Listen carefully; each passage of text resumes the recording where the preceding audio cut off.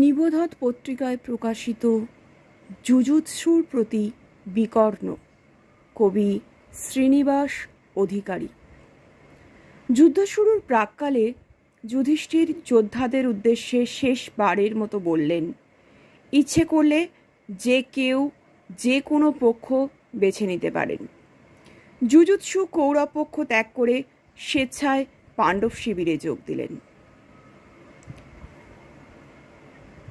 রাজসভা মাঝে দ্রৌপদীর ভুলুণ্ঠিত আর্তনাদ আজও হাহাকার হয়ে বাজে, মর্মে বাজে ততোধিক লাজও। অপরাধ ঘট পুরুষ পূর্ণ করে পুরো নারীর লাঞ্ছনার পাপে। ফলশ্রুতি কুরুক্ষেত্র, বংশনাশ, অদৃষ্টের অভিশাপে চারদিক অন্ধকার, অনিষ্ট মেঘের বুকে বা বজ্রের ধিক্কার।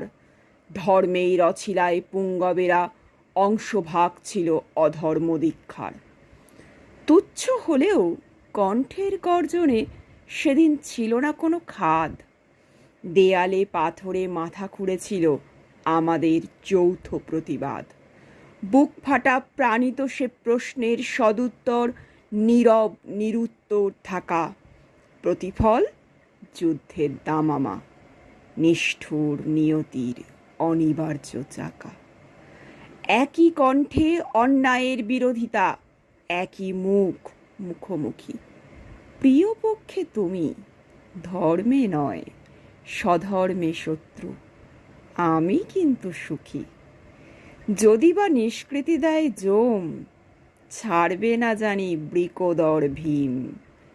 পাঞ্চালীর অবিন্যস্ত কেশরাশি মানে নিভন্ত আগুনের ঢিম।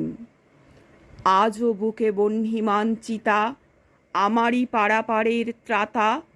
সহোদর না হয়েও ক্ষমা করো, প্রাণের দোসর তুমি ভ্রাতা।